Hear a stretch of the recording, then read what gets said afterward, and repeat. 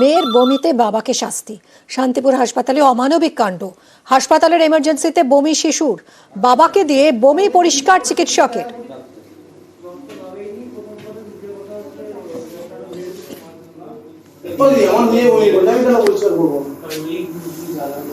আপনি ট্রেনে বাসে যখন যান বমি পরিষ্কার করি না, আমরা করি না। ঠিক আছে, আপনার ব্যবহারটা খুব ভালো লাগলো আমার। ট্রেনে বাসে যখন আমরা কারোবারে বমি করে বা কারো সাথে কথা করি না, ডাক্তারবাবুর সাথে আমি তর্ক করে ডাক্তারবাবু বলছে ভগবানের সুমা। না ভগবানের না, আমাদের সুইপার নেই বলেই করা, আমাদের তো কোনো বলা হয় না।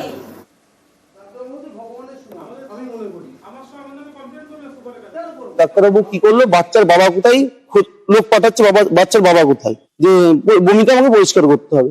বললাম বমিটা আমি পরিষ্কার করবো মানে? বলছে আমাদের সুইপার টুইপার নেই, আপনাকেই পরিষ্কার করতে হবে, আপনার বাচ্চা বমি করেছে। বলছে আপনি ট্রেনের কাছে যান, যদি আপনার বাচ্চা বমি করে তাহলে পরিষ্কার করবেন না। সুপারের কাছে কালকে আমি লিখিত অভিযোগ করেছি।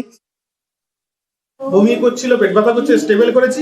উনি বলছিলেন যে আমি যাওয়ার সময় আমি এই বমিটা আমি পরিষ্কার করে দিয়ে যাবো। যেহেতু রাত্রে কোনো সুইপার ছিল না, তাহলে আমাকেই বমিটা পরিষ্কার করতে হতো। ওনার বাচ্চার যদি ওনার বমি পরিষ্কার করতে অসুবিধা হয়, তাহলে তো আমাকেই বমি পরিষ্কার করতে হবে। মুখে বলেছেন যে আমি পরিষ্কার করে যাওয়ার সময় পরিষ্কার করে দিয়ে যাবো। তারপরে যদি উনি আমার নামে এলিগেশন দেয়, সেটা ওনার কোনো ডাক্তার বা কেবি এটা বলতে পারে না, এটা মানে বিশ্বাসযোগ্য লাগে না। আজকাল এটা প্রায় ঘটছে বিভিন্ন জায়গায়। এগুলো হচ্ছে প্রপার কমিউনিকেশন অভাব। এই জন্য আমরা আজকাল জুনিয়র ডক্টর এদের আমরা ডিউরিং স্টাডি এমবিবিএস কোর্সেও কিন্তু এই কমিউনিকেশন স্কিলটা পড়ানো হচ্ছে। হয়তো এই জায়গাতেই প্রবলেমটা হচ্ছে, পেশেন্ট পার্টি এবং ডক্টরের মধ্যে। শান্তিপুর হাসপাতালে এই অমানবিক ছবি ধরা পড়েছে। হাসপাতালের এমার্জেন্সিতে বমি করে দেয় 5 বছরের অসুস্থ শিশু, আর সেই বমি পরিষ্কার করানো হলো তার বাবাকে দিয়ে। সুপারের কাছে লিখিত অভিযোগ জানিয়েছেন বাবা। তদন্ত কমিটি গঠন হাসপাতাল সুপারের। অভিযোগটা পেলাম এইমাত্র কমপ্লেন বক্স থেকে আমি কালেকশন করেছি। একটা ইনকোয়ারি কমিটি করা হয়েছে ডক্টর, নার্সিং সুপার, ইস্যুদের ন্যাশনাল সুপারকে নিয়ে। তো যতটুকু আমি আলাপ করে জানলাম যে ব্যাপারটা পেশেন্ট পার্টি নিজেই বলেছিল আমি পরিষ্কার করে দেবো, তো নিজেই করে দিয়েছে। জোর করে তো কাউকে করানো যায় না, একটু দেখা যাক, তদন্ত করে বলা যাবে। হাসপাতালে মেয়ের বমি পরিষ্কার করলেন বাবা। সিএমওএইচ এর রিপোর্ট তলব করলো স্বাস্থ্য দফতর। শান্তিপুর হাসপাতালের ঘটনায় রিপোর্ট তলব করা হলো। অভিযোগের সত্যতা প্রমাণে কড়া পদক্ষেপের হুঁশিয়ারি। একটি বাচ্চা হয়তো অসুস্থ ছিল, বমি করেছে, তো সেই বমি পরিষ্কারের জন্য বোধহয় তার বাবাকে বলেছে। সমস্ত বিষয়টা যদি সত্যি এটা হয়ে থাকে তাহলে সেটা ঠিক নয়। আমরা তো মায়ের মতো, তো আমাদের কাছে কোনোটাই কোনো ঘৃণার ব্যাপার এরকম মনে হয় না। স্বাস্থ্য দপ্তর রিপোর্ট চেয়েছে সিএমওএইচ এর কাছে, আমরা দেখি যে কি জন্য এটা বলা হয়েছে, আমরা দেখবো সেটা।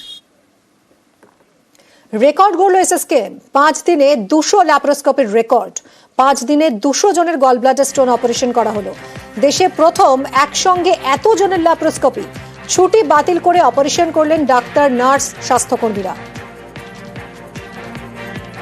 আমাদের কি হয়, আমরা অন্য অপারেশনকে যতটা গুরুত্ব দিই, বিনাইন ডিজিজগুলোকে অতটা গুরুত্ব দিই না, মানে যেহেতু তাদের ডিলেতে অতটা ক্ষতি নেই। কিন্তু একটা যদি জায়গায় দেখা যায় যে এত বেশি রুগী চলে আসছে, সেখানে তারা কতদিন ওয়েট করবে। এই ড্রাইভটা নিয়েছি বলে এক দিনে এতগুলো করে অপারেশন করতে পারলাম। নইলে ইউজুয়াল ডেতে 30টা, 35টা বা 40টা অপারেশন আমাদের এখানে করা সম্ভব না। এটা একটা ভিশনারি স্টেপ। বহু প্রান্তিক মানুষ যারা প্রত্যন্ত গ্রামে থাকেন, তাদের কাছে সেফ মাইক্রোসার্জারি করে বাড়ি পাঠাতে পারার মধ্যে বিরাট বিরাট লাভ আছে। যদি এদের না করা হতো, এদের অনেকেরই বিভিন্ন কমপ্লিকেশন ডেভেলপ করতো। সুতরাং আমরা এই প্রচেষ্টার মধ্যে দিয়ে সাধারণ মানুষের উপকার করার যে চেষ্টা করেছি, আশা করছি সাধারণ মানুষের অনেক উপকার হবে।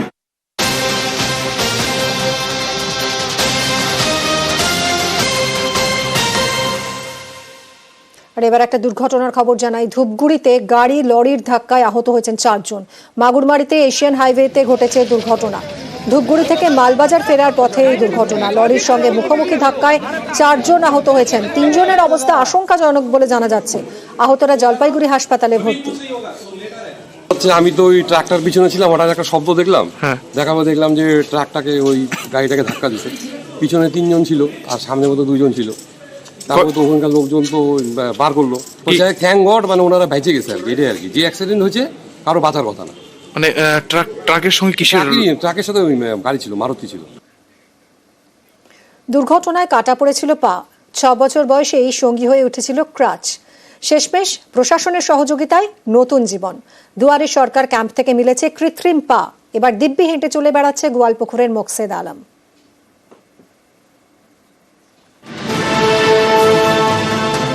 দিব্যি হাঁটছে, সাইকেল চালাচ্ছে, গাছেও উঠছে। কিন্তু 1 মাস আগেও এগুলি এত সহজে করার কথা ভাবতেও পারত না ক্লাস 10-এর পড়ুয়া মোকসেদ আলম। তারই খেলার সঙ্গীরা যখন পায়ে বল নিয়ে মাঠের ভিতরে দৌড়তো, মোকসেদকে তখন একা দাঁড়াতে হতো সাইড লাইনের বাইরে। শেষমেশ দুয়ারে সরকার ক্যাম্প থেকে নতুন জীবন ফিরে পেল গোয়ালপুকুরের বাসিন্দা মোকসেদ। কৃত্রিম পায়ে নতুন করে পথ চলা শুরু।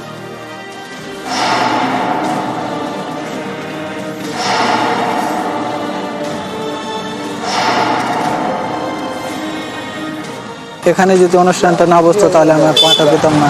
এখানে বসার জন্য ধন্যবাদ। কোথায় গিয়ে তুমি এটা খোঁজ পেলে? দুয়ারে সরকার। ওখানে গিয়ে সমস্যার সমাধান হলো? হ্যাঁ, ওখানে গিয়ে হলো। একসময় কি ভেবেছিলে যে তোমার জীবনটা অন্ধকারে ঢেকে গেছে? ভেবেছিলাম, কিন্তু এখন অতটা নাই। উত্তর দিনাজপুরের গোয়ালপুকুরের 2 নম্বর ব্লকের কাহালা গাঁও। এখানে ক্লাস 10-এর পড়ুয়া মোকসেদ আলম। বাবার সামান্য দিন মজুর, টানাটানির সংসার কোনো মতে চলে যাচ্ছিল। মোকসেদের যখন মাত্র 6 বছর বয়স, তখন পরিবারের ওপর নেমে আসে বিপদ। দুর্ঘটনায় একটি পা বাদ যায় মোকসেদের। বছর 6-কে ছেলেটার সবসময় সঙ্গী হয়ে ওঠে ক্র্যাচ বা লাঠি। এর সাহায্যে চলাফেরা করলেও বন্ধ হয়ে যায় খেলাধুলা কিংবা সাইকেল চালানো। কিন্তু নিম্নবিত্ত পরিবারের পক্ষে সম্ভব ছিল না বিপুল টাকা খরচ করে কৃত্রিম পায়ের ব্যবস্থা করা। এভাবেই কাটতে থাকে দিন। গত মাসে দুয়ারে সরকারের ক্যাম্প বসে এলাকায়। সেখানে ছেলের জন্য যোগাযোগ করেন মোকসেদের মা বাবা। পাশে দাঁড়ায় প্রশাসন। মোকসেদকে দেওয়া হয় কৃত্রিম পা। সেই পা লাগিয়ে আবার সাইকেল নিয়ে রীতিমতো টই টই করে বেড়াচ্ছে মোকসেদ। শুধু কি তাই, গাছেও চড়ছে অনায়াসে। খুব খুশি, খুব ভালো লাগে। দুয়ারে সরকার ওখানে পেয়েছেন? আগে তো পা ছিল না, কতটা খারাপ লাগতো? খুব খারাপ লাগতো। ছেলে না হাঁটতে পারলে খারাপ তো লাগবে।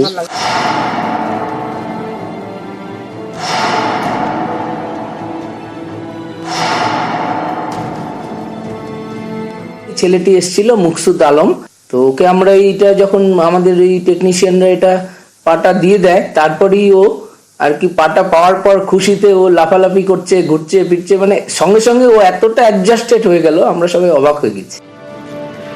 গোয়ালপুকুর থেকে চঞ্চল মোদক, নিউজ 18 বাংলা। নেতা মানেই পকেট ভারী, গাড়ি, পেল্লায় বাড়ি। কিন্তু আমডাঙ্গায় অন্য ছবি। তৃণমূলের পঞ্চায়েত প্রধান মাঠে চাষের কাজ করেন, থাকেন টালির ছাউনির ঘরে। এ যেন এক অন্য প্রধান।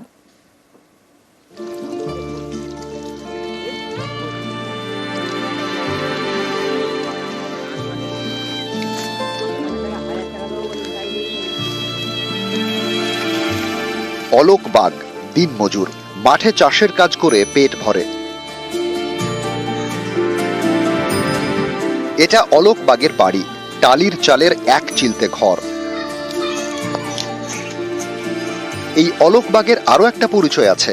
তিনি উত্তর 24 পরগনার আমডাঙ্গার সাধনপুর পঞ্চায়েতের তৃণমূল প্রধান। মাথা গোজার ঠাঁই বলতে এই টালির চাউনির ঘর।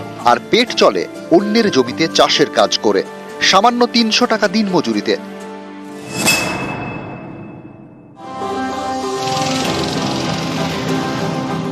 সাধনপুর পঞ্চায়েতের খরু গ্রাম। এখানেই থাকেন অলোক বাগ।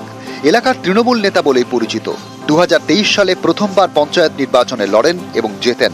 অলোককে সাধনপুর পঞ্চায়েতের প্রধান করে তৃণমূল। স্থানীয়দের দাবি, তারপরেও অলোকের জীবনযাত্রার এতটুকু পরিবর্তন হয়নি, শুধু বেড়েছে ব্যস্ততা। এখন রোজ ভোর 5টায় ঘুম থেকে ওঠেন, মাথায় গামছার ফেট্টি বেঁধে নেমে পড়েন অন্যের জমিতে। চাষের কাজ সেরে সকাল 10টায় বাড়ি ফেরেন অলোক। সকাল 11টা পর্যন্ত বাড়িতেই অন্যদের সমস্যা শোনেন, তারপর সাইকেল চালিয়ে চলে যান পঞ্চায়েতে। বিকেল 5টা পর্যন্ত চলে পঞ্চায়েতের কাজকর্ম। রাতে বাড়ি ফিরে খাওয়া দাওয়া করে ঘুম, পরের দিন আবার একই রুটিন। এইভাবেই তো চালাতে হবে। আমরা তো মাটি মানুষের লোক, আমাদের মানুষের সাথে থাকতে হবে, কাজকাম করতে হবে, আবার সব মানুষের সমস্যা পাবো করতে হবে। কিন্তু আমাদের আজকে প্রধান আছি, কিন্তু পরে যখন প্রধান না থাকবো, এইভাবেই তো চালাতে হবে। চাষের মাঠে প্রধানের কাজের সঙ্গী প্রতাপ প্রহ্লাদরা বলেন, অলোক আছে আগের মতোই, একেবারে ঘরের ছেলে। প্রধান ঘরের ছেলের মতো আমাদের মিলেমিশে কাজ করে, দেশের রাস্তাঘাটও ভালো করে, যেটা সুযোগ সুবিধা গরিবই পাইয়ে দেয়। ওই দিন আনা দিন খাওয়া গরিব লোকের ছেলে, তো আমাদের সঙ্গে জন খেটে খায়। যে দলটা তোলাবাজি, চুরি, কাটমানি, চাকরি চুরিতে ব্যস্ত, সেই দলের যদি কোনো প্রতিনিধি এ ধরনের হয়ে থাকে, সেটা খালি চোখে দেখা যায় না, মাইক্রোস্কোপে দেখতে হয়। তো এটা তাকে নিশ্চিতভাবে ধন্যবাদ জানাবো, কিন্তু তিনি দলে বেশি দিন থাকতে পারবেন না। খুব ভালো ছেলে, সৎ মানুষ, ও একেবারে মমতা বন্দ্যোপাধ্যায়ের মামাটি মানুষের আদর্শটাকে অনুসরণ করে। আমি বলেছি, প্রধান হয়েছিস, মানুষের সঙ্গে থাকবি। নেতা মানেই পেল্লায় বাড়ি, গাড়ি, দাপট, আরো কত কিছু। এটাই চেনা ছবি, কিন্তু আমডাঙ্গায় অন্য ছবি। পঞ্চায়েত প্রধান সকালে উঠে চাষের জমিতে কাজ করতে যান, মজদুরের কাজ করে সংসার চলে। আমডাঙ্গায় অন্য প্রধান। আমডাঙ্গা থেকে জিয়াউল আলম, নিউজ 18 বাংলা।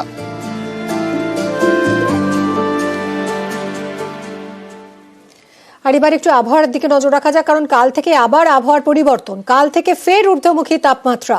কি বলছে হাওয়া অফিস তা জানবো, কথা বলবো আমাদের প্রতিনিধি বিশ্বজিতের সঙ্গে। বিশ্বজিৎ, গত দুদিনের তাপমাত্রা বাড়বে এমনটাই পূর্বাভাস ছিল, এবং আগামীকাল থেকে আবার আবহাওয়ার পরিবর্তন। মঙ্গলবারের মধ্যে 2 থেকে 4 ডিগ্রি সেলসিয়াস তাপমাত্রা বাড়তে পারে এমনটাই ইঙ্গিত, এবং আগামী সপ্তাহের মাঝামাঝি আবহাওয়ার এতটাই পরিবর্তন হবে যে দক্ষিণ পূর্ব বাতাসে প্রচুর জলীয় বাষ্প আসবে, এবং তার ফলে বৃষ্টির সম্ভাবনা আছে।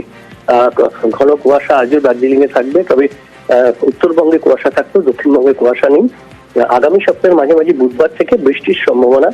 উপকূল সংলগ্ন জেলাগুলি দিয়ে বৃষ্টি শুরু হলেও বৃহস্পতিবার সব জেলাতেই দক্ষিণবঙ্গে বৃষ্টির একটা সম্ভাবনা কথা জানাচ্ছে আলিপুর আবহাওয়া দপ্তর। ধন্যবাদ বিশ্বজিৎ।